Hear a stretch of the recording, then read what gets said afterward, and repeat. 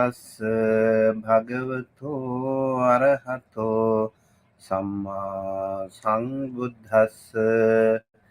Namo tassa bhagavato arahato samma sambuddhassa. Namo tassa bhagavato arahato samma sambuddhassa. Honor to him, the blessed one, the worthy one, the fully enlightened one. My utmost respect to the perfectly enlightened Samma Sambuddha, the noble doctrine of the Buddha, and the noble Mahasangha, the disciples of the Buddha. Hello, everyone. Wishing you a great morning and evening, and a very happy day with peace and good health to all of you. And welcome to our Sunday special Dhamma Talk Series. Today we have the week number 44. So we have invited a very special bhikkuni today, a very senior bhikkuni in the US, and that is Ayya Sudhammā Therī. And she was very happy to be with us today to talk about a little advice for Buddhist converts. And I think this topic will be very helpful to the people in the West, especially for those people who are newly converted or who have started following the noble teachings of the Buddha. Ayya Sudhammā Therī is a very senior bhikkhuni, as I mentioned. She is the founder of Charlotte Buddhist Vihara in Charlotte, North California, and she also originally from Charlotte. And Bhikkhuni Sudama was once married and enjoying a career as an attorney before a catastrophic cancer turned her life upside down. In the midst of these trials, she embraced Buddhism, appreciating the teachings on impermanence, and soon wished to ordain. She received novice ordination from Bhante Gunaratana at the Bhavana Society in 1999 and higher ordination in 2003 from the newly revived Sangha of bhikkhunis in Sri Lanka, the first Western woman to gain that blessing from them. So Ayya Sudhammā is very special, and we have honor of inviting her today for this special Dhamma talk. Ayya Sudhammā served as the resident monk of the Carolina Buddhist Vihara in Greenville, South Carolina, for 8 years. And in 2013, she founded in her hometown the Charlotte Buddhist Vihara, where she will reside and teaches. She recently celebrated her 20th Vassa as a bhikkhuni. Many congratulations, Ayya Sudhammā Therī. So, as I mentioned, Ayya Sudhammā is part of our Dhamma Talk series on Sunday. Every Sunday, Dhamma USA is hosting this event, inviting monks and nuns from all different countries in the world to share their wisdom for the benefit of our community. And today, without further ado, let me invite Ayya Sudhammā. Hello, Ayya Sudhammā. Very nice to meet you. Can you hear me? Yes, I just realized I had to unmute. Okay. Right. So, Ayya Sudhammā Therī is, as I mentioned, a very senior bhikkhuni here. So, Um, do you like to say something about yourself? And of course, you are going to talk about that, I'm sure, today. And also, I would like to hear from you what activities you do at Charlotte Buddhist Vihara, North Carolina. Thank you, Bhante. Thank you so much for honoring me with this invitation. I'm getting some feedback. Is it coming across to everyone? Yes. What should I do? So, what do you do in Charlotte Buddhist Vihara? No, I'm getting some feedback on the sound. Is it happening to other people? Um, are you? Did you open another equipment? No No, other no other devices, but no other I think device. I don't have any headphones or anything that could Ah, isolate the sound so here. you open only this one. Hmm. I think it uh, doesn't look so bad for me right now. Okay, as long as it is not disturbing the people. Okay, right. All right. Well, if I may, I would like to preface my comments with homage to the Buddha. So I know you also did what I like to do. Namo tassa bhagavato arahato samma sambuddhassa. Namo tassa bhagavato arahato samma sambuddhassa. Namo tassa bhagavato arahato samma sambuddhassa. Buddhang Dhammang Sanghang Saranang Gacchami. So I stopped getting the feedback when I silenced my laptop just now. Could you still hear me? Yes, I also feel that little bit. The feedback. So if I do this, can you still hear me? Yes, You'll hear me? Okay. So I'm I going to silence, but Monday you will not be able to interject right. verbally. So please make I some will give some sign. strong indication because I'm going to unfortunately silence you from my system so that it doesn't make that Okay, echo. I got it. Okay, my apology for that. So, hi, folks. When Dante told me that it was going to be across 8 platforms, I sent him an emoji of the horror sign. I am still terrified. I am more in fight, flight, freeze than anything else right now. That's whew. I don't know why that hit so hard, but it did. Probably just some ego problems. So fear. Oh no, how does it look? Oh goodness, what are all these platforms? I don't know. So anyway, I'm going to try to give you my best, despite wishing I were doing something other than being in front of 8 streaming platforms. Perhaps in some future year, this recording will sound so silly. Everyone is accustomed to these things. I'm accustomed to one platform at a time, and not this particular one either. Um, so when Bande was, he asked about Charlotte Buddhist Vihara. It's just a normal little tiny town temple. It isn't, just a sweet little place that gives a refuge for me and any other bhikkhunis who might like to come along. And I do teachings since COVID hit. The teachings have been primarily online. Though people are welcome to come in person for the Wednesday morning and Saturday afternoon teachings. I teach Tuesday evening, Wednesday morning, Thursday evening, Saturday afternoon, every week, and occasional additional programs. And the community supporting me, the Charlotte Buddhist Vihara, just purchased a house that we had been renting for 9.5 years.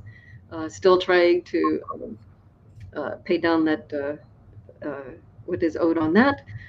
So anyway, so that is where that is, and of course there are other activities that I am engaged in at request. A lot of counseling to people, a lot of the occasional hasana, a lot of interfaith work. Also, I'm sort of got pushed into being president of my neighborhood association. So I'm very active in my immediate, my city, my local community.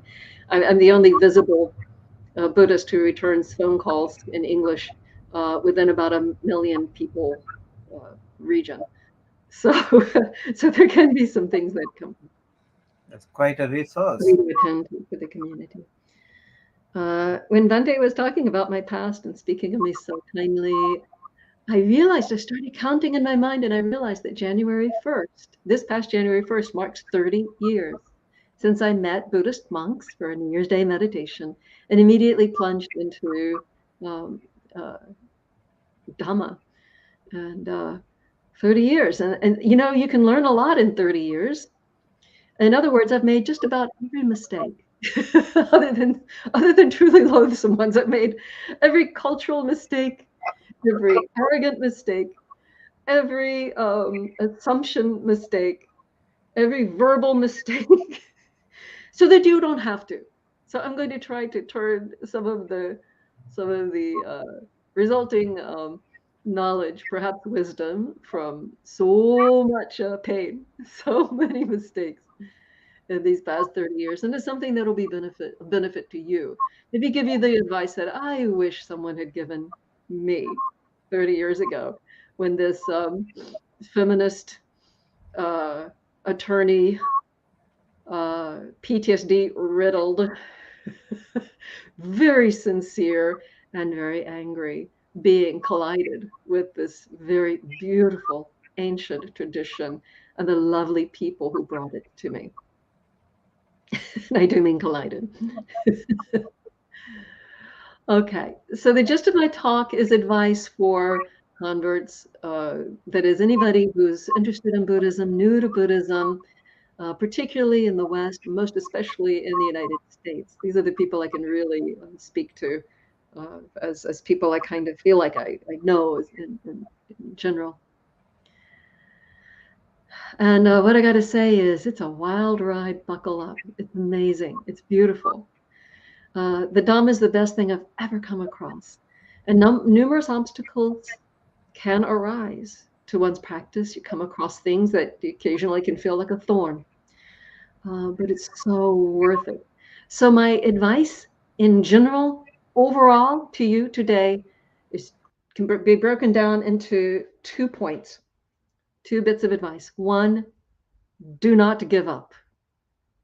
Don't give up, because the rewards are so worth it. Even though there can be obstacles, even though it can get boring, even though can be wonderful for a while and then just plodding along without immediately visible results, don't give up.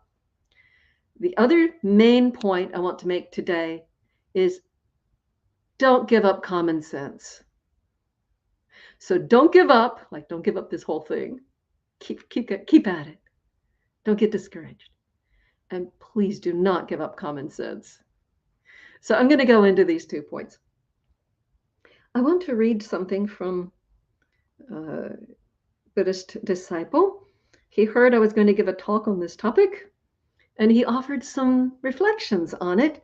His first thought was that his immediate reaction of seeking advice for new converts was, I really don't know, because the vast majority of new practitioners seem to stop practicing relatively quickly after starting. But he says, on further reflection, he wants to tell folks that, and I'm reading now, this practice can take one to more happiness and contentment, culminating in ultimate happiness and contentment at the highest stages. And the amount of happiness and contentment that results from the path is directly related to the effort and sincerity one brings to practice. The quote from Ajahn Chah comes to mind. That's a 20th century Thai master. If you let go a little, you will have a little peace. If you let go a lot, you will have a lot of peace. If you let go completely, you will have complete peace. On a personal level, the fruits of my practice over the past 8 years are substantial. And I've known this guy this whole time, and it's absolutely true. I've really seen him change. By prioritizing training in mindfulness, compassion, loving kindness, and meditation, I have become better equipped to deal with the ups and downs of life. I've become a better father, son, brother, friend, and all-around better person.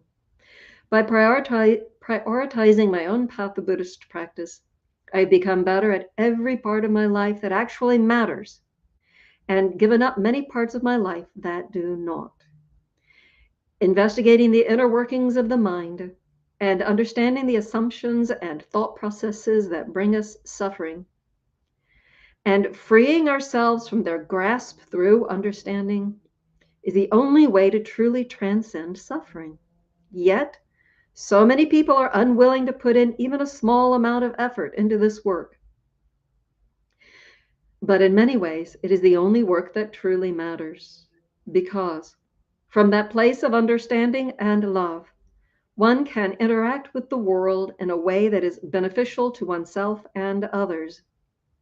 The Buddha invited us to come and see the teachings, try it out for ourselves, and see the results. So my best advice is to try it out and see. Thank you so much, Robert. That was so beautiful. I could not improve on it. I just had to read it verbatim. But why is it that he would advise that you don't give up? Isn't it all about exalted states and excitement and joy? It's all about joy, right? I'm going to become Buddhist and I'm just going to joy, joy, happy, happy. If you have a teacher that teaches you that, drop him. It's not about exuberance. It's not about happy, happy. It's not about trying to manipulate your mind into certain kinds of states all the time. It's not even about bells and whistles and meditation, fireworks. No, it's none of that. I'm going to read a quote from the Buddha. This is from Dhammapada. It's the first one in the 6th chapter, the Pandita Vagga, number 76. I'm just going to read the English. Should one see a wise man who, like a revealer of treasure, points out faults and reproves, that means rebukes, reproves, tells you something you don't want to hear, let one associate with such a wise person. It will be better, not worse, for him who associates with such a one. So if you are face to face with your own downsides, if you're starting to understand that you have hurt people with your own lack of understanding or selfishness, that there is room for improvement, and here's why to hang on, they always go like that. That there is that there is room for improvement, and one is well advised to tackle these things. It hurts. It doesn't always feel good. And there are occasional meditations that are beautiful, bright, lovely, calm. But sometimes one is slogged away for a long time without those happening, or one found them and then they just weren't there for a while. Oh, what did I do wrong? How can I get back to them? So then you're practicing for a particular result. That's not very helpful either. Can you imagine why? Because grasping is the heart of the problem. So when we're grasping after fireworks, bells and whistles, even peace, then that's not going to work out so well. But if we can just have enough confidence, enough faith that the Buddha was truly enlightened, that his path really has good effects, and that one is walking this path by taking full interest and account of Four Noble Truths and Eightfold Path, staying near those, don't stray too far from those, then you can have confidence that you are building up the qualities that will bring you greater and greater relief, greater and greater happiness. Someone told me one time that he was driving down the road and it hit a bump and his mind changed and he was in the first stage of enlightenment. It doesn't work like that. People have told me all kinds of things that they were sure were the first stage of enlightenment. They saw an angel. They had a bright light. My best understanding is that when these things happen, and they do happen, when these things happen, that is, when actual enlightenment does dawn in that first stage, that it's for people more like, oh, this is how it all fit together. Why didn't I see that before? And so all of these huge, it's like, okay, now I'm less deluded. Great. Too bad I was so deluded before. Now it's not so bad. More like that. More like a chiropractor adjusted one's neck or back, and now it's like, okay, this is better. Right. Yeah, that's better. That works. As opposed to, one blanks out and then is suddenly transformed. One touches the robe of an enlightened one and is suddenly transformed. One has bells and whistles and is suddenly transformed. One has a bright light and something touches them, or they get dizzy or anything like that. Starting into another part of my talk about common sense. Sorry, let me stay back on topic. I have had people tell me that their minds, my mind, they say, my mind is too scattered, too squirrely. My mind is too busy, too active to do this practice. And my response to them, and pardon it being a little bit crass, is that's like saying my bathroom is too dirty to clean it.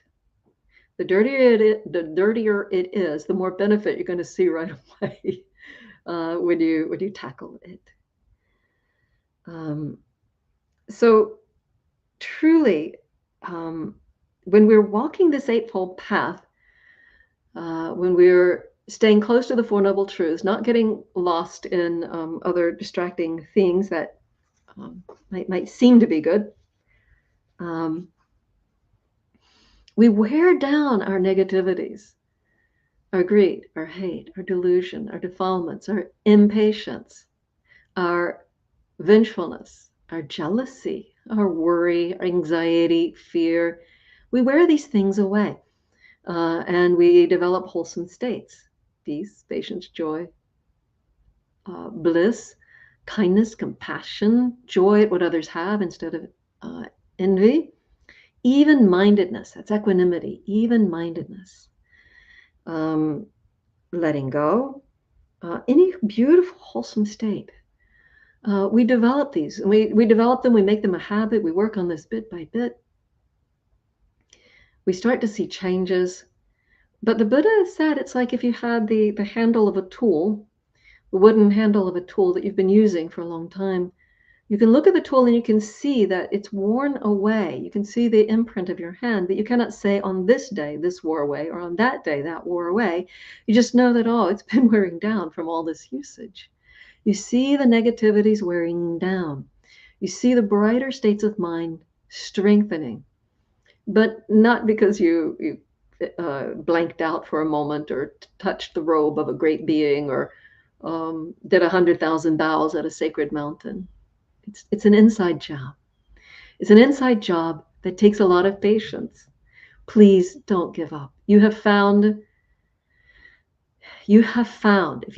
the Eightfold Path, if you found the Noble Truths, if you found a form of Buddhism that focuses on that and not just some, charismatic personality, then you've found the best thing that's out there. At least that's the best thing I've ever come across.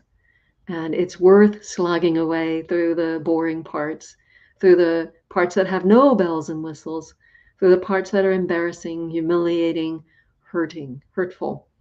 When people point out that treasure of getting to know the truth about yourself, sometimes people just pack it up right there. They don't want to hear it. But be patient with you, be patient with all this, and hang in there. So that's the first part I want to share with you. The second part is don't give up common sense. Now, I've already been touching on this. There are people who may have ulterior motives. It could be money. It could be sensual pleasures for them at your expense.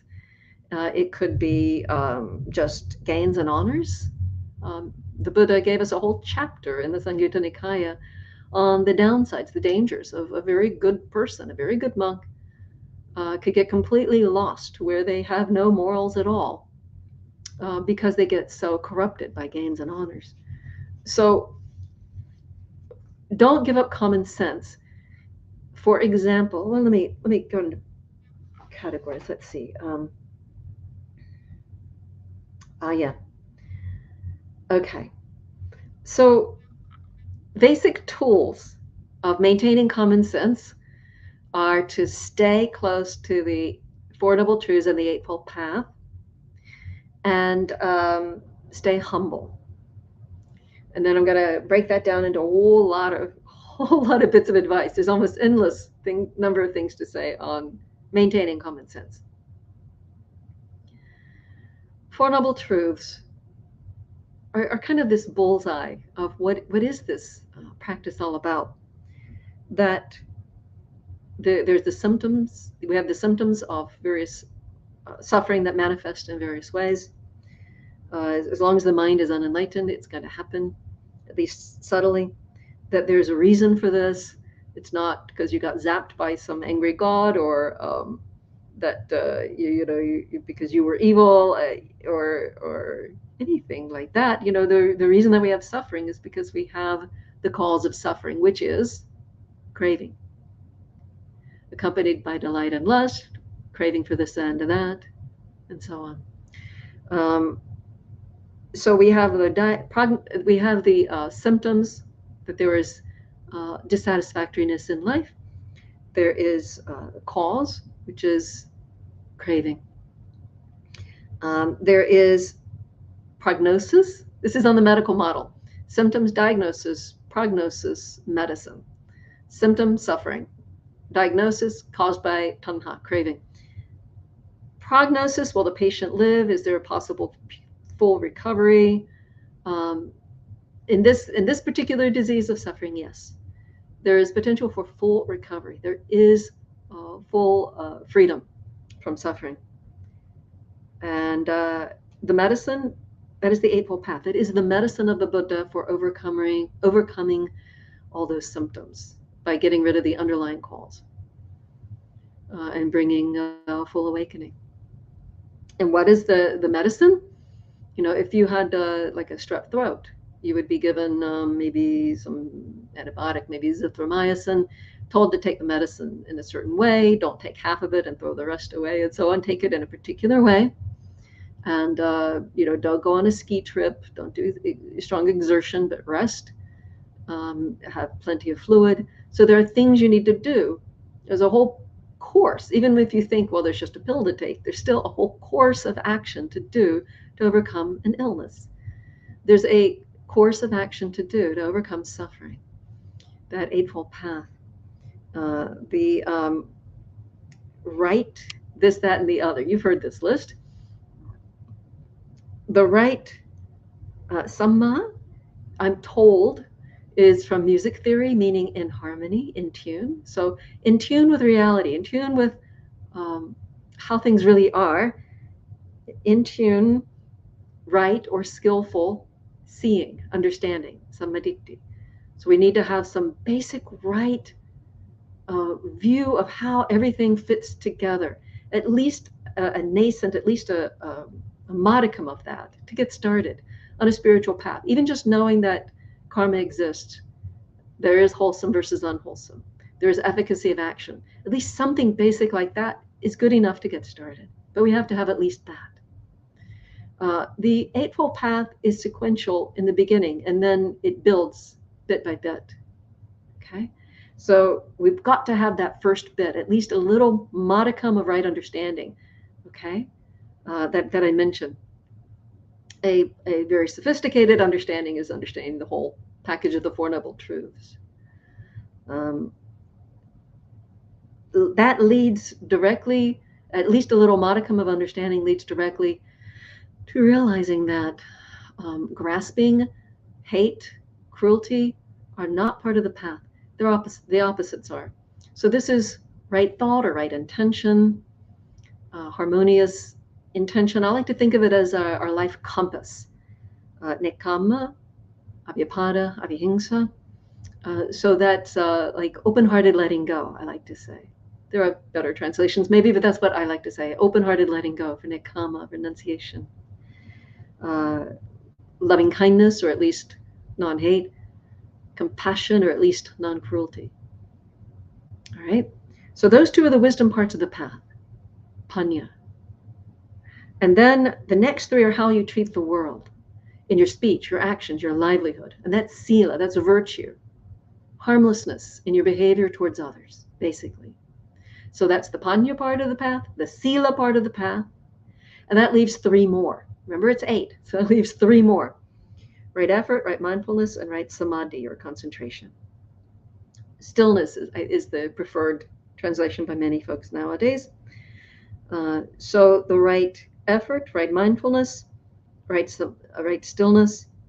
The effort, be very, very careful about this. The right effort is the effort to shift skillfully out of the unwholesome states into the wholesome states.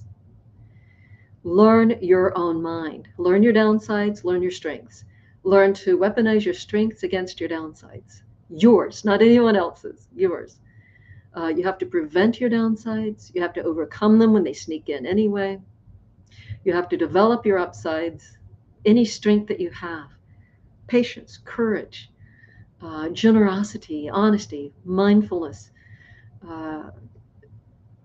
circumspection, discretion, truthfulness. Did I say generosity? Loving kindness, compassion, etc., etc., etc. We need to overcome any negativity with any wholesome state. We learn how to do it. We make a habit of it. We get to where every waking moment is spent dwelling in the beautiful wholesome states. So we continue to develop them. So those are these 4 parts of step 6. Again, that was right or harmonious effort to overcome unwholesome states, to prevent unwholesome states, overcome unwholesome states, develop wholesome states, and maintain them to perfection. To where, like, if you have everything perfectly clean, and then there's a little bit of dirt, then you notice it, you see it, and you want to be rid of it. When you make a habit of skillfully applying your mind according to strategies you develop for yourself to have only wholesome states, this isn't suppression, this is very, very skillful work. Then when you get a little bit of jealousy, a little bit of worry, a little bit of rage, a little bit of greed, the donut shop is calling you, and that's a weakness for you, or you're starting to have the thoughts about that person you can't stand when you're a hateful type. You realize you're in a spiritual emergency because you're not accustomed to mucking around in those unwholesome states anymore. All right. Step 6 is absolutely critical. Step 7 is right mindfulness, being present, 4 foundations of mindfulness. Step 8 is right stillness, taking time apart to be quiet. Let the mind get so still that you can start to see what's real.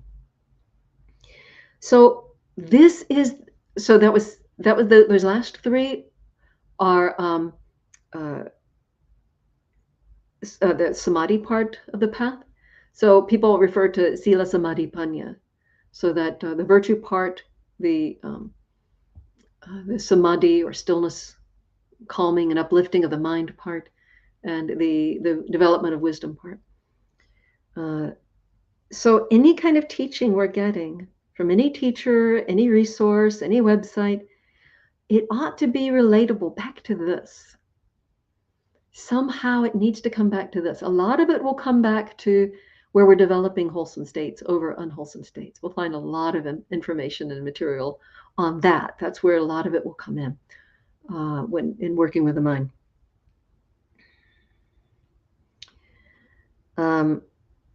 And it is really important, that sequence. You got to know what direction the path is going to start your feet in the right direction, and then start treating the world well. And if we don't make a solid foundation of treating the world well, then we just sit down in meditation, results are going to be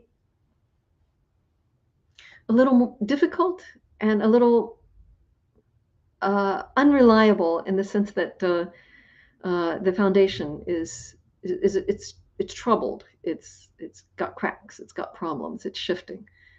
We really need to have those under our belt. And then if we've really been working on that step 6 and getting into wholesome states, that's when we can really take time in meditation very, very safely. In fact, it comes up naturally because the mind's already bright at will, just from skillful application. So if you've got teachers that are teaching some other kinds of things, I would advise just be a little bit cautious, or be a lot cautious. Again, common sense applies. There are a lot of teachers out there, a lot of gurus, a lot of beings that may not be getting the best karma for themselves as they promote themselves or their own interest. I looked up a certain religious teacher's name online with the word scandal, expecting that he would have been revealed by now, because 30, almost 30 years ago, when I was a starry-eyed devotee of that one, people started realizing that there were very sketchy things going on. Very, very sketchy things with that teacher. I'll give one example. There was a lady who had a beautiful house in the Bay Area. She was already retired. She was doing quite well. And he kept teaching her about letting go of grasping at one's material things, to where she felt called by him to sell her house and give him the proceeds. So she did. And then she had to go back to work in poverty. Common sense, people. Common sense. Next time some religious leader tells you, give up your worldly things, I'll give them to me, say, oh, Venerable Sir, I would not want to corrupt you. These worldly things are dangerous for me. How much more dangerous for you, a monk?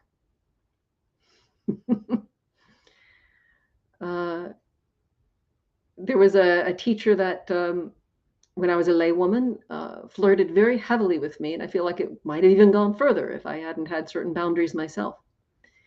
So these teachers that I'm referring to, I didn't find the word scandal. Actually, they're more popular than ever. Be careful. Be careful. If what they're teaching you is bells and whistles and meditation, exuberance, joy, joy, joy, happy, happy, happy. Oh, and by the way, giving money to monks is a lot of good merit. Do not give up common sense.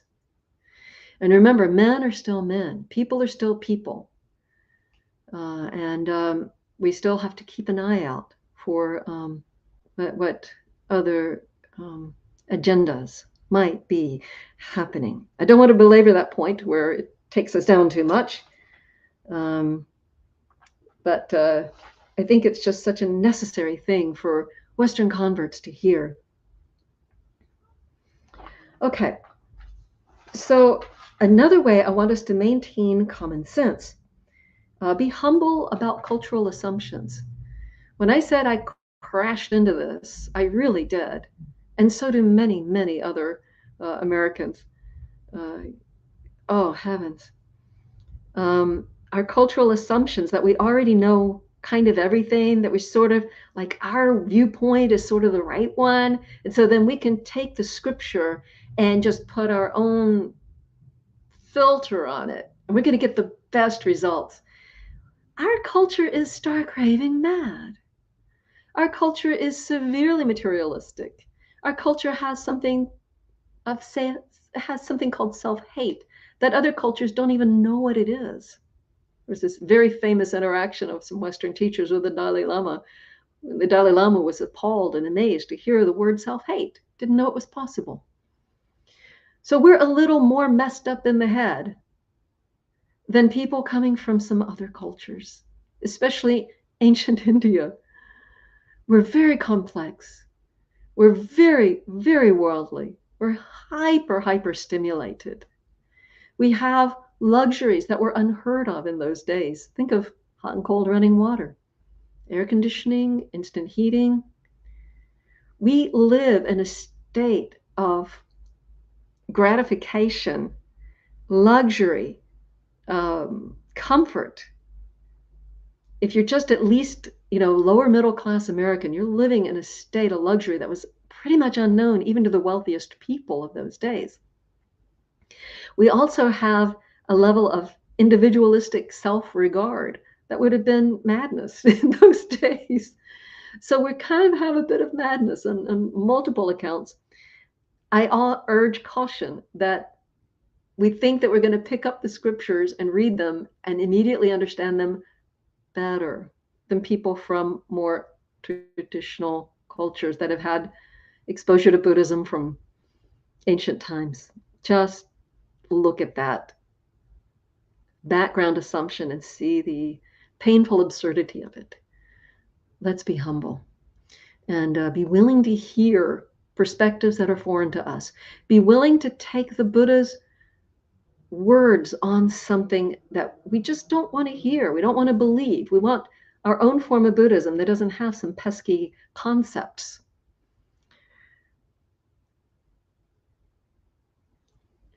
Be patient and open-minded.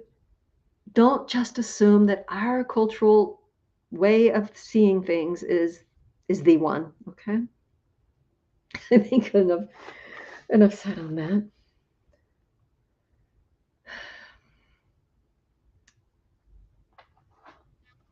We have some attitudes that I see come up in new students again and again. A certain kind of grasping that you wouldn't think of as grasping. It's just kind of ambition, eagerness. I want to get this thing done. I want to get enlightened like yesterday. How do I do it? How do I do it faster? Faster. And so there are a number of things that result from this. One is a willingness to embrace extreme practices. Given what I have mentioned about culture, the readiness to embrace extreme practices is a very big hazard. I knew a girl who heard that craving is the problem and that she needed concentration. So she started staying up every night reading books all night long to improve her concentration. She heard that that craving was the problem, and she decided that craving for food was her big problem. And so she started starving herself. And this was long ago in my home monastery. She started eating my protein powder to sustain herself since she wasn't eating food because she wanted to eat something unpleasant because she didn't want to get into the pleasures of eating. And so she devastated my stash of protein powder. I was a lay woman there. She got an earful for that one. That's how I discovered how wrong she had gone. I guess she was starving herself. There are a number of ways people go off the rails thinking, okay, this is the path. I just have to do it to an extreme, and then I'll get there. Then I'll be there. And then I'll be past all my suffering. Moderation. Please, my fellow USA citizens, moderation in all things, no matter what it is. We're too prone to foolishness. We're too prone to getting into a ditch. Don't go too far left. Don't go too far right. Please try to stay in the middle of this thing and work with patience and work with developing beautiful, wholesome states. When your mind is habitually bright and relaxed, comfortable in your own skin, open-minded, not frantic, desperate, grasping, then maybe you can push yourself a little bit. But, be careful. Please, my dear ones, be careful. Another way that this grasping comes up, I mentioned already, we want to get this enlightenment business. And so we're looking constantly. Am I there yet? I saw an angel in my meditation. What did it mean? I had bright light in my meditation. What did it mean? I don't feel desire anymore. I'm there yet, right? I haven't been angry in a whole year. I must be. Maybe I'm an anagami. Mm-mm. No.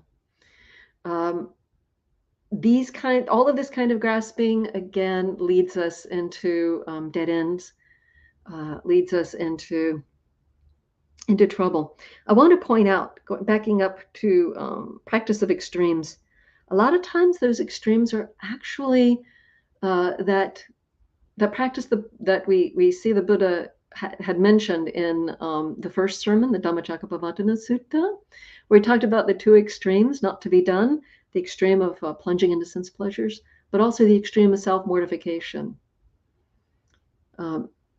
Self-mortification doesn't take, in this Western mind, is not taking the same form of, a bed of thorns like in ancient India, the various extreme practices the Bodhisattva was trying out.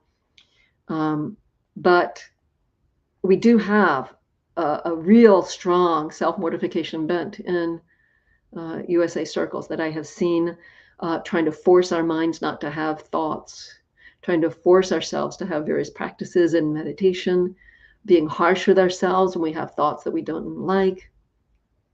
There's a lot of willingness to be harsh towards self, to try to force some kind of higher state. Please see that as one of the two main dead ends the Buddha sketched out for his listeners there in Dhammacakkappavattana Sutta. That extreme of self-mortification does include, swearing at yourself because you made a mistake again, and starving yourself of food and other extreme practices. Okay. All right. So be careful of that edge of desperation. Remember the Buddha's exhortation that the Dhamma is beautiful in the beginning, beautiful in the middle, beautiful in the end. And if it's not going towards a long-term beauty, a long-term calm, a long-term quality of not grasping and not shoving, but holding gently in a way that it's let go. I like these three gestures. There's grasping, there's pushing, and then there's this. So when we're holding a life like this, neither rejecting nor grabbing on, then this is a safe place from which to be doing this practice.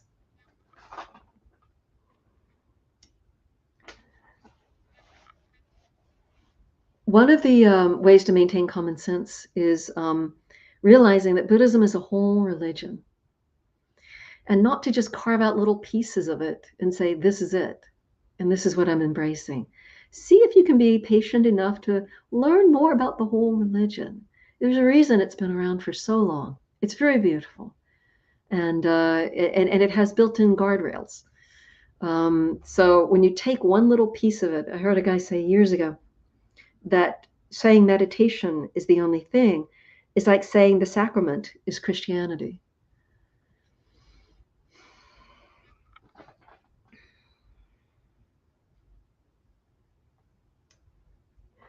There's another way I want to point out that we might go off the rails. I'm not clear on the time. Perhaps Bhante could cut in with a comment on what I've done with the time here. I've gotten completely lost on that.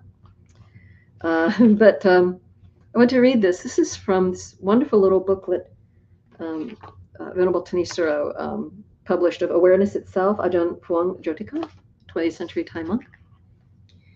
One of Ajahn Phuong's students, a seamstress, was criticized by a customer. You practice the Dhamma, don't you? Then why are you so greedy, charging such high prices? People practicing the Dhamma should take only enough profit to just get by. Although the seamstress knew her prices were fair, she couldn't think of a good answer. So the next time she saw Ajahn Phuong, she told him what had happened. He replied, the next time they say that, tell them, look, I'm not practicing the Dhamma to be stupid. So you hear that you should have loving kindness, so you pick up a hitchhiker. You hear that you should be patient, so you let your drunken brother-in-law live with you. You hear that you should be kind and gentle to all animals, so you let the vicious dog next door chase you down the street. All you got to do is turn around and chase the dog, and he'll run. Every time, guaranteed. You hear that it's this, you hear that it's that, and you let down all your defenses. You let down your common sense. And you say, I'm supposed to be like this. I'm supposed to be generous, so I guess I have to give everything. Don't go there. Give if it gives you joy. Be patient if it's developing wholesome states.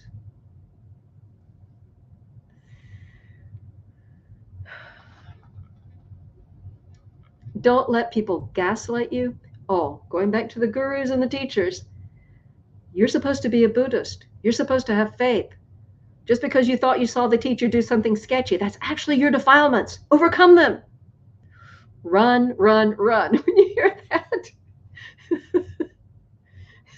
teachers should be able to account for themselves.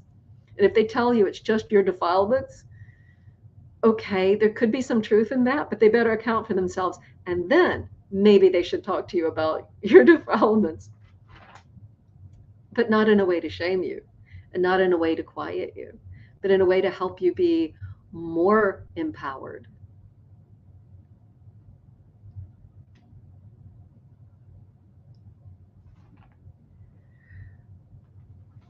In sum, on common sense. In summary, anytime you're using the word should, I should this, it should be that, regarding your practice, it's probably wrong. Forget it. Drop it. Don't do that. Find a way of doing practice that brings ease of well-being and will help you in the long term. But none of these shoulds, it should be this, it should be that, that means you're grasping. Sorry. Watch out for that. And for heaven's sakes, please have a sense of humor. I mentioned all my many, many mistakes. Was I crying over that? My worst mistakes make me laugh now. If I don't find myself as a source of humor, I am missing out on endless sources of humor. If you can laugh at yourself, even this practice, not the practice itself, don't laugh at the practice, but laugh at oneself trying to do the practice, then you're going to be safe. If I take myself seriously, that's when I get in trouble. Sometimes I get away with taking myself seriously, but every time I've ever gotten into trouble with other people, with extremes, with any kind of nonsense, it started with taking myself too seriously. So this is the advice I have for you, my dear Western friends who are learning about Buddhism.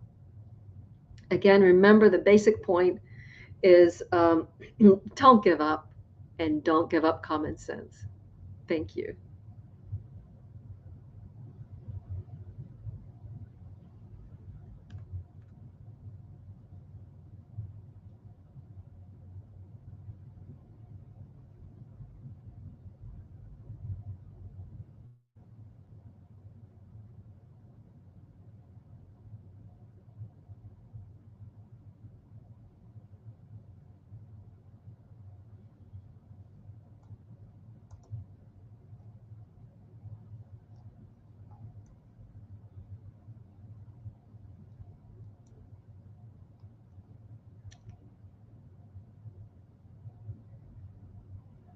Do people have any questions? I thought Bundy would be back at this point.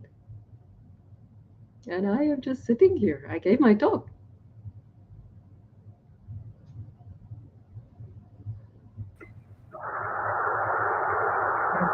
Thank you so much for the wonderful sharing of some advices for our new Buddhist converts. We do have some actually friends joining online. I would like to invite all of you, if you have any question, please post, or until then, I would like to also ask bhikkuni Ayya Sudhammā Therī. You have been a lawyer before, and you also had a life-threatening situation, you said. And how did you cope up with such situations? And then you found this wonderful Dhamma path.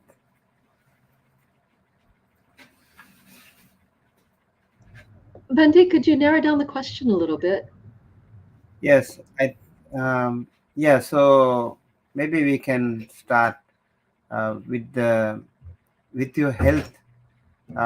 You said you had a health-related issue, life-threatening issue with your health, and then you found this amazing path of Dhamma, and you have been already a 20 Vasa bhikkhuni theory here.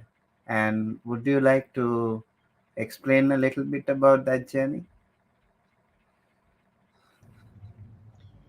Okay, Bhante, thank you for the question. It's kind of hard to come up with a short version, but I'll see what I can do.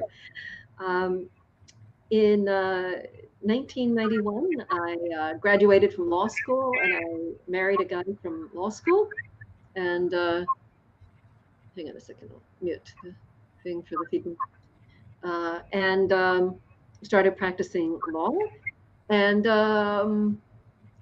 less than a year later, in late spring 1992, I was exhausted. I quit the job. I thought they worked me too hard, but the exhaustion worsened, and it just got worse and worse. I would just do a simple errand down the stairs, down the hill, up the next hill, just a couple of blocks over, get the dry cleaning, come back and lay down on the floor, weeping with exhaustion, even after a good night's sleep. So this exhaustion thing got worse and worse.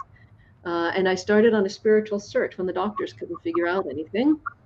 And that is how I was open to meeting the monks and doing a meditation, January 1, 1993. And by March, I was bedridden, pretty much bedridden.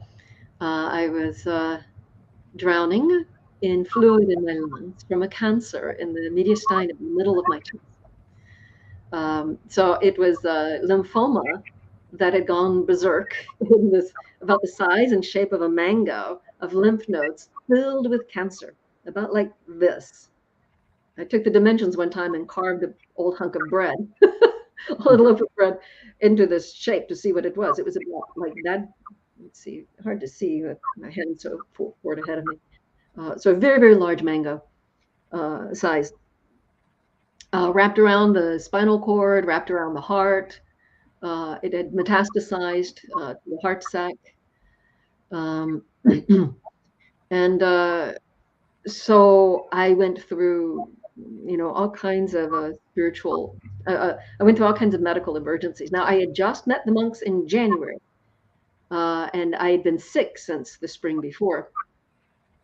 And so, yeah, then I, as I went through the treatments, I went through chemo, and it made me feel normal again, pretty much. But then it had failed. There was still a trace of cancer. So then we were in unknown territory. And I did what was then still pretty much experimental in those days. I did a stem cell treatment before anyone around me had ever heard of a stem cell. So I had a high dose chemotherapy with bone marrow rescue. Meaning that they gave me more chemo than a human being could live through, and gave me fresh bone marrow as a means of keeping me alive. So that is what I did, and then finished up with radiation. When I was done with all that, I was severely disabled for quite a while.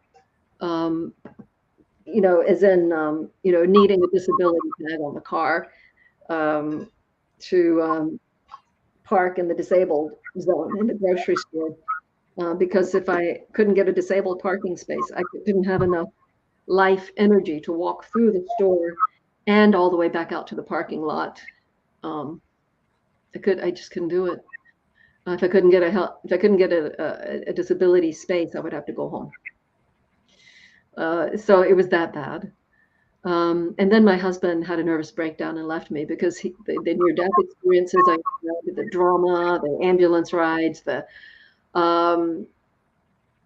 don't know if he's going to make it times. It was so bad. He fell apart. Like, it was bad enough going through it, but I think it's worse watching it. Whenever I'm counseling families of someone going through something, I'm very tender with them, realizing that it can be much worse on the families supporting someone going through something so dramatic than the person going through it. Had a nervous breakdown, left me, quit his job, a famous firm. So I ended up almost homeless, and asked my mother if I could move in, go back home to North Carolina. I was in San Francisco area. She said no. She later said she'd never said such a thing. Apparently, it was a misunderstanding. Anyway, I really almost became homeless. I'd given notice at my house because I knew I had no income. A shared house I was living in at that time, and was planning to move into my car, and ended up moving in with a disabled woman, a paraplegic woman, taking care of her. Happened to be a few blocks away from Spirit Rock Meditation Center. When my health had gone, when I got sick, I clung onto Buddhism like a life raft. When I was in the hospital, right after intensive care, I was lying there with a bucket under my arm,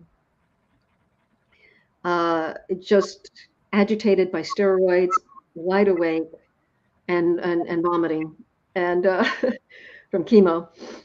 And I picked up a pamphlet on Buddhism. I'd had this a kind of anti-intellectual attitude towards Buddhism at first because, well, I'd been a lawyer and gotten cancer, so I wasn't interested in the written Dhamma. But I really was just interested in the joyful interactions with the Thai monks and the meditations they were teaching, because my very aggressive, cranky mind was set at ease in the presence of those monks. Their presence was just such a healing balm for me.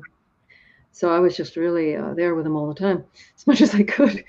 Anyway, so there in the hospital, I finally read something in Buddhism, and I discovered that it was about training the mind to overcome suffering of the mind, no matter what happens to the body. And I wrote one sentence in my journal. These Buddhists really know what they're talking about. That is the moment I became a Buddhist. Without cancer, I could not have become Buddhist. I do not see it. Not in this way. Not in a way to really understand what the Buddha, it's a big claim to say I really understand, but to have a right view of this whole business. I just don't think, it's just too hard of a nut to crack. That without the situation so dire, I don't know if I could have embraced it in this way, not meaning the robes necessarily, but really looking at it as a solution to the profound problem of life. I might have looked at it, in a life enhancer, maybe get a little more pleasure in life, maybe overcome some of my downsides a little bit, but to see it as the solution to the riddle of what is going on in this life. Yeah, they took cancer. Yeah, so the horrible cancer was the best thing that could happen to me, frankly. I wouldn't wish I would have done it, but I don't regret it. I hope that answered your question. That's an amazing inspiration. Actually, a lot of people suffer in their... Hang on. Still got muted. Hold on. Oh, there. Sorry. Yes. I know, like a lot of people suffer in their life due to this kind of a situation, and you came up gloriously, victorious somehow, and I'm very happy to see you doing so well, spreading the Dhamma, practicing the Dhamma for the benefit of the many, and really appreciate your wonderful service also to the bhikkuni Sangha. How about... If I can interrupt, you made me realize something I want to mention, that when I had finished treatment and started getting my health back, and I'm perfectly cured of that thing by now, when I was getting my health back, I saw that impermanence is so relentless. There would be nothing that could build up in this life that would persist. And the only thing I saw worth doing was what would be worth doing from the viewpoint of one's deathbed. I've been there, right? And so the only thing of value to me, the only thing I wanted as I was coming out of, like, looking out at the debris of my life, my husband having left, my marriage having crumbled, my career was over. I was no longer of a mind to be able to practice law. Then all I wanted was spiritual development, full on, full time, 100%. And the day it hit me, one day it hit me that if I were to become a monk, like those wonderful monks that introduced me to the Dhamma, it would be the best gift I could ever give myself. And that is when my wish to ordain arose. And that was in mid '94. But it took a while to find a way as a woman to make that happen. And that's how I ended up becoming a pioneer in this business of women in robes.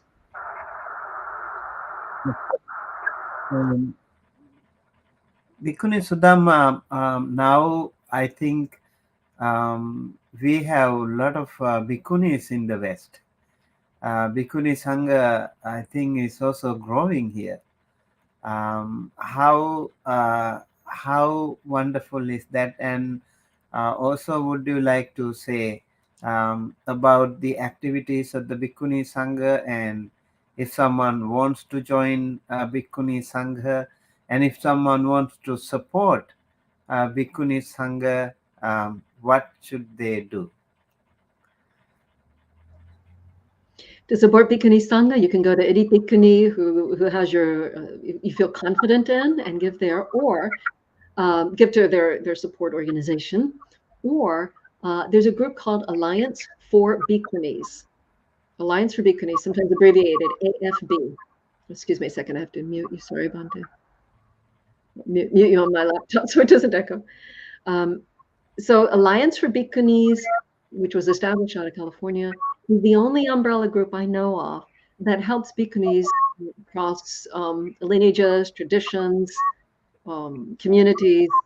They're the go-to people. If I need an air ticket to go somewhere, they're the people I turn to. And what it means is that I know I can turn to them. So then I go ahead and make the plan. And then probably somebody goes ahead and donates a ticket. And just their existence has made my life possible. I really don't know how I would have done this if it weren't for Alliance for Bhikkhunis. Through these years, there have been times when I've been bereft of the support I needed, but I knew they were there. And because I knew they were there, I had courage. And because I had the courage, and then I could have some vision, then because I had the vision, then other people stepped forward and did things. And then I didn't need them at all. So oftentimes they don't even know how much they're doing just by existing. So if you have something to give, Alliance for Bhikkhunis, that's what I recommend. About bhikkhunis, there are some communities, there are some individuals, and I think it's important to go around and visit multiple places before you ordain. You know, saying I want to ordain and saying I want to ordain here is like saying I want to marry versus I want to marry this person. You really have to get the right one. Find the right one. Wanting to get married and wanting to marry this one is a really different statement. So good to go around, get to know different bhikkhunis, and get to know the personalities of different communities. People in the larger communities maintain a fiction that a woman should not go to an individual teacher. You should only go to a community. But you know, on the other hand, communities have a lot of personalities, and you could be great with all of them except one. I know a woman who was in white robes. Everybody wanted to ordain except one bhikkhuni in the whole community. And this woman ended up having to go home in disappointment because one person in the community said no. So there you go. There are downsides to a larger group. And there's nothing I know of in scripture that says don't have an individual mentor. You can have an individual mentor. And you might be concerned, well, the bhikkhuni is too isolated. She's over here, or this one's over there. Don't be worried too much about that, because most of us are deeply connected. We connect by phone, we connect by email, we connect with our phenomenal Dhamma, monk Dhamma teachers twice a month on conference calls. We know, I can't speak for all of us. I generally, we've gotten to be so many, it's hard to keep track. But up until very recently, when the numbers sort of started to explode, at any given moment, I could kind of tell you where any one of us was, where anyone was staying, who they were staying with, knowing a little bit about them. Like I said, just recently, the numbers have just kind of gone, almost exponential. Like I don't want to exaggerate it, but there are new ones. Again and again, we meet at conferences, we meet at ordinations, we meet online celebrations, supporting each other's Dhamma work. We go to each other's centers, and there are these ways that we're like this. We're interrelated. We're interacting in the States, not even just in the States. We're connected with our sisters. I'm going to spend 5 weeks in Germany with our sisters there. Why? Well, I've already spent considerable amount of time with the lead bhikkhuni there. We lived together in a monastery for maybe 5-6 months one time in Australia, and another time in California. We were in the Vasa together. I helped to ordain as her Kamavacharani. So I'm going to go there and help them out with an ordination and stay for a while to be in community, because I've been, by myself rattling around a little too much this year. So the appearances are deceiving.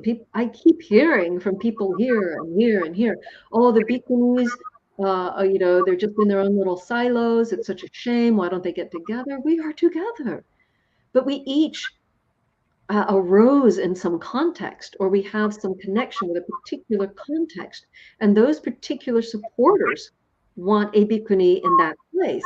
So it is not convenient to those supporters if a bhikkhuni abandons that place to go stay somewhere else. And so there are ways that we do go to each other's centers, but sometimes when someone doesn't have a place that the people have called to them and that they've ended up staying, it can be that there's some troubles with a wandering individual. So there are reasons why each bhikkhuni has her own community, own location, and don't always, going back to humbleness, don't assume from looking from the outside you know better than the individual bhikkhunis. Our practice is the Dhamma's practice, is the Buddha's practice. The practice has results, and so don't assume that you can look from the outside and know what the bhikkhunis should be doing. I keep getting feedback from many different quarters saying, oh, the bhikkhunis should this and should be that. And, ooh, wow. Right. Listening to you again, Bhante. I'm sorry. Were you trying to say something? I think I remember, like, I have also been participating in several events of bhikkhuni ordination in the West, and I'm also happy that I met you several times when we were ordaining some Western people, ladies, and I'm happy that they are doing well. And also I know, like, we have this Ovada, monthly Ovada, and they are also all the bhikkhunis meet each other, and they are from all different places, all different countries, and that's also really wonderful. And Yes. we chant for each other. We send blessings to each other. I think we love each other. I don't think that's too strong a word to say. Mm-mm. Yeah. So for those people who actually want to be in touch with any of the bhikkhunis, so take a look and get some inspiration, advice from them, because they are very helpful. They are very kind. I've seen in San Francisco, I was really impressed. Like, they also have a forest meditation center. So they are doing really well. And in the New Jersey also, we have some bhikkhunis working well. In California, we have a lot, and many other states in the US, we have many Western bhikkhunis. Yes, I remember some bhikkhunis also are joining us from our Pali class from Germany. Yeah. I know Ayya Palayani and other bhikkhunis are also operating from Germany and in UK and And, Australia. and Bante, I just have to say, Ayya Palanyani is excellent, excellent bhikkhuni. I look forward to spending Yeah, some time with the community. right, right, right. Yes, Ayya Vimalayani also is there. Ah, excellent. Yay. Yes, Look, I was just trying to track, I was just literally 2 days ago, 3 days ago, I was searching for her on the internet. Like, where is she right now? yeah. She offers Dhamma talks through Buddhist Insight many times. I think she's still doing it, hopefully, weekly basis. Yeah, she's doing well. Right. So, I think we have a question from somebody. How to handle breakup, separation from loved one, attachment is strong. How to remove that?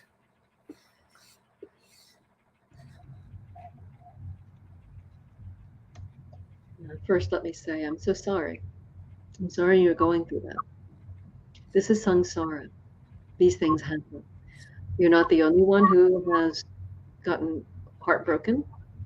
It's not the first time you've gotten heartbroken, even in this life. How about past lives?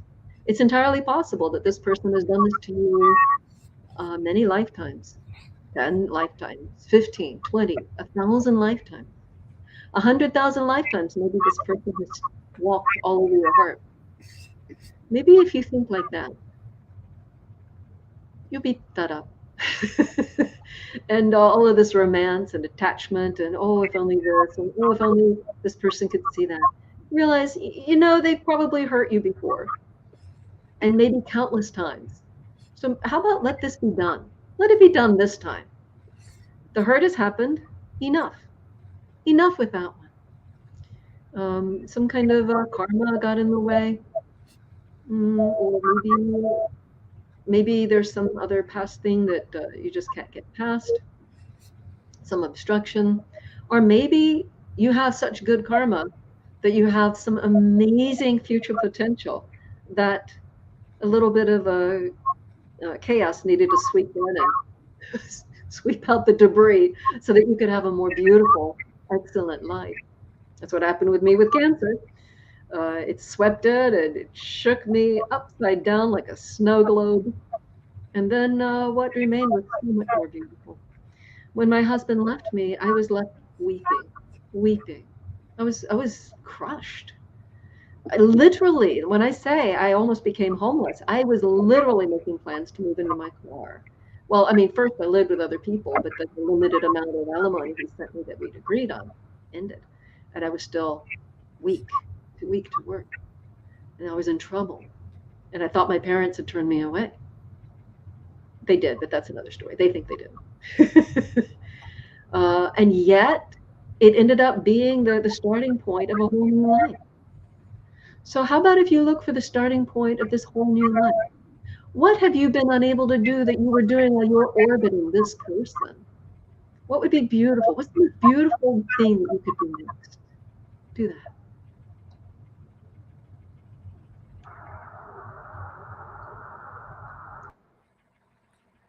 Yeah, I think this is a thing that is happening to many. It could be emotional breakup. It could be physical breakup. When somebody who is so close to you pass away, that also is a kind of breakup, separation. Yeah, this is also kind of suffering, but that is how we need to learn how to deal with such situations.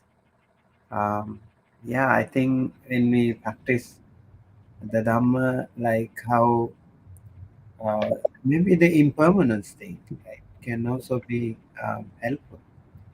Uh, None of us is permanent. That also can be helpful to a certain extent. Yes, as Monty was just saying, friend, this can be the basis of wisdom in multiple ways. One, look right at it, impermanent. Something you thought would never end, already ended. Another is impermanence is inevitable. One of you was going to go first, probably. It was definitely going to happen one way or another, somehow. Another way is to look at the bigger picture that this is samsara. These are the downsides.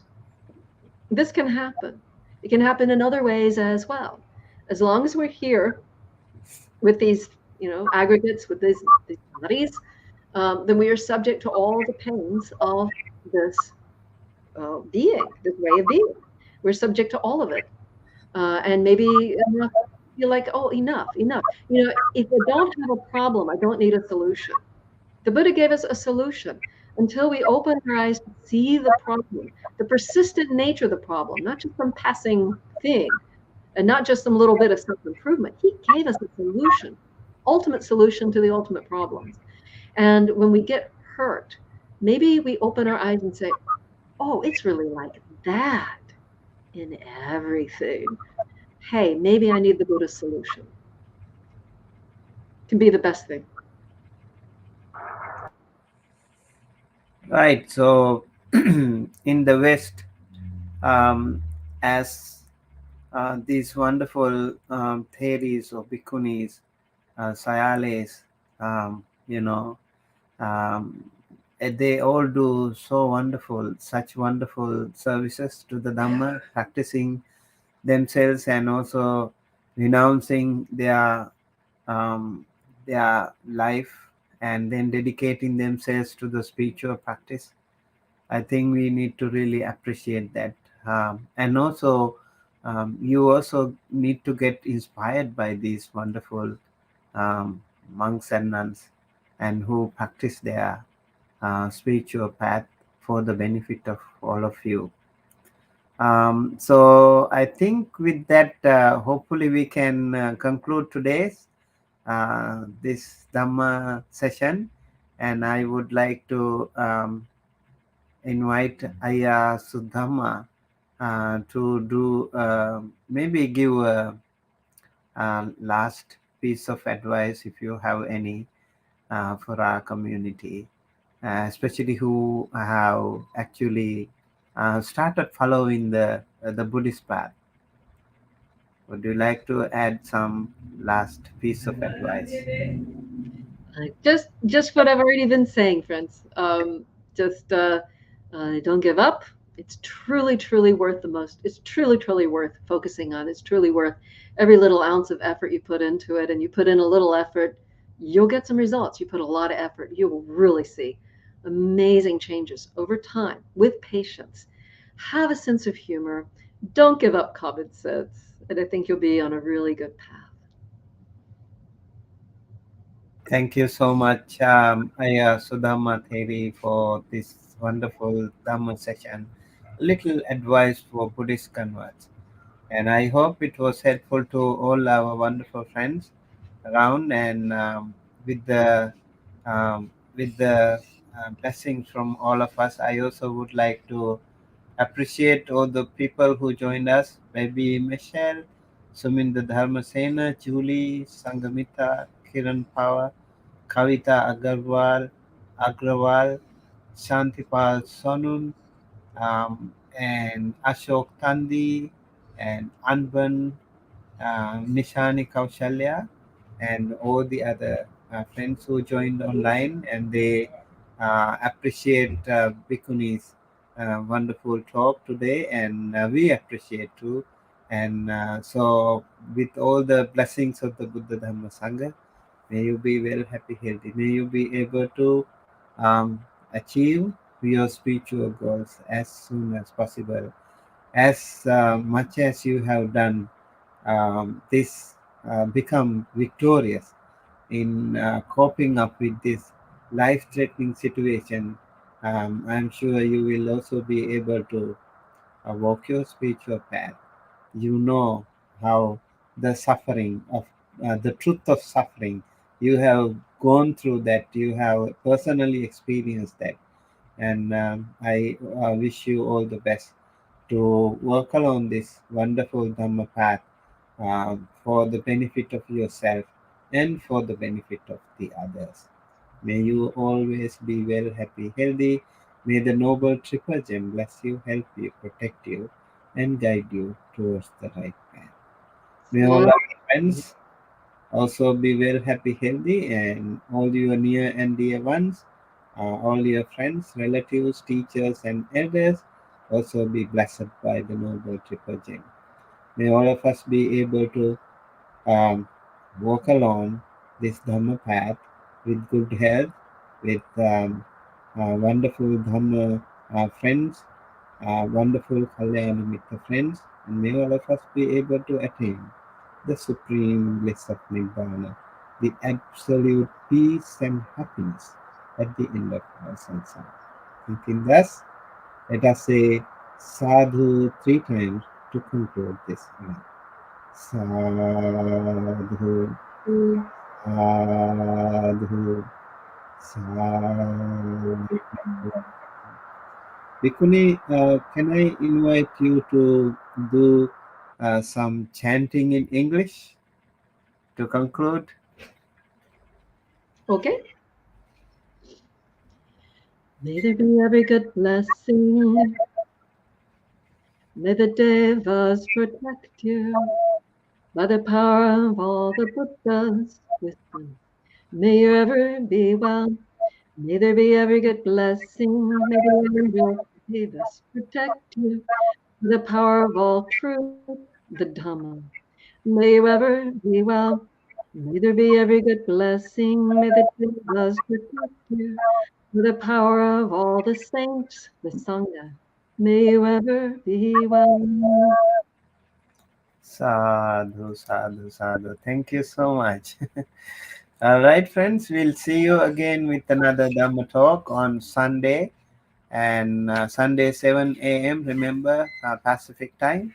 We also have lay people, lay practitioners and scholars sharing the Dhamma with you on Thursday 6 p.m. Pacific time, and then on Friday we have Pali class. Saturday we have 2 more Pali classes and more events coming up through Dhamma USA. And thank you again for joining, and may you be well, happy, healthy.